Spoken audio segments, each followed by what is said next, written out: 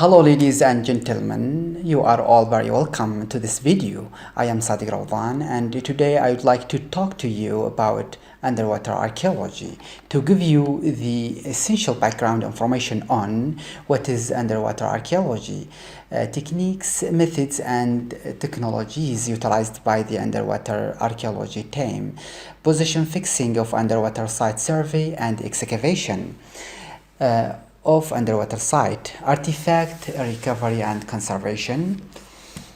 Underwater archaeology is archaeology practice underwater. As with all other branches of archaeology, it evolved from its roots in prehistory and in the classical era to include sites from the historical and industrial eras. Its acceptance has been a relatively late development due to the difficulties of accessing and working underwater sites, and because the application of archaeology to underwater sites initially emerged from the skills and tools developed by shipwreck salvagers. As a result, underwater archaeology initially struggled to establish itself as a bona fide archaeological research. The situation changed when universities began teaching the subject and when a theoretical and practical base for the subdiscipline was firmly established.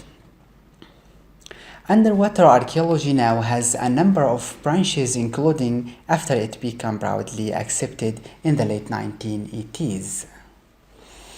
There are many reasons why underwater archaeology can make a significant contribution to our knowledge of the past. In the shipwreck field alone, individual shipwrecks can be of significant historical importance, either because of the magnitude of loss of life, such as the Titanic, or circumstances of loss. Hostek was the first vessel in history struck by an enemy submarine. Techniques, methods, and technology utilized by the underwater archaeology team. Although specialized techniques and tools have been developed to address the challenges of working underwater, the archaeological goals and process are essentially the same as in any other context.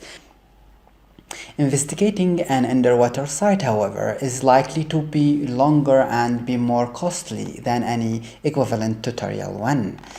An important aspect of project design is likely to be managing the logistics of operating from a boat and of managing diving operations. As with archaeology on land, some techniques are essential manual, using simple equipment, while others using advanced technology and more complex logistics, for example, requiring a large support vessel with equipment handling careenings, underwater communication, and computer visualization. Knowing the location of an archaeological site is fundamental to being able to study it. In the open sea, there are no landmarks, so position fixing is generally achieved by using GPS. Site survey. The type of survey required depends on the information that is needed to resolve archaeological questions, but most sites will need at least some form of topographical survey and a site plan showing the location of artifact and other archaeological material, where samples were taken and where different types of archaeological investigation were carried out.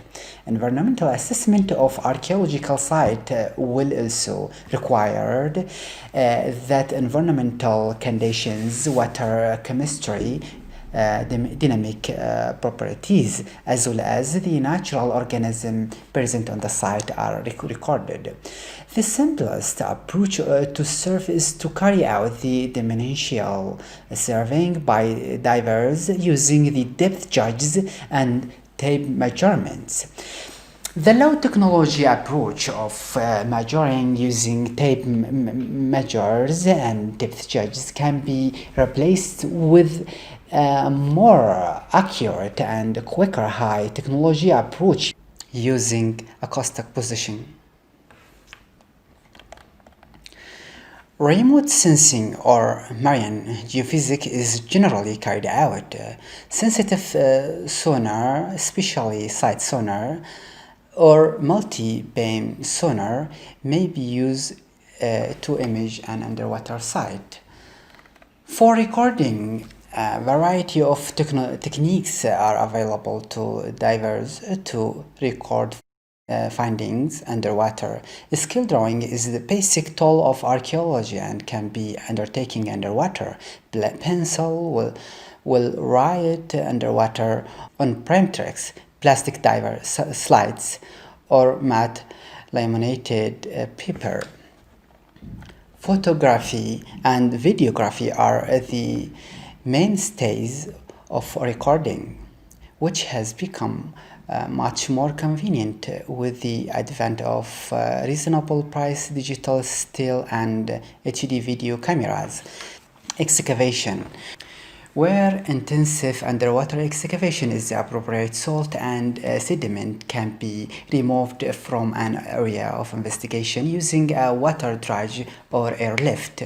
When used correctly, these devices have an additional benefit in tending to improve the visibility in the immediate vicinity of the investigation.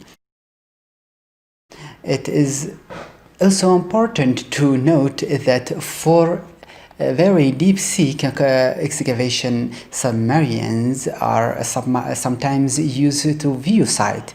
Underwater photography can also be conducted from these submarines, which assists the recording process.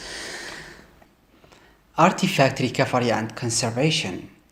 Artifacts recovered from underwater sites need stabilization to manage the process of removing of water and conservation. The artifact either needs to be dried carefully or the water replaced with some inert medium. Artifacts recovered from salt water, particularly metals and glasses, need to be stabilized following absorption of salt or leaching of metals.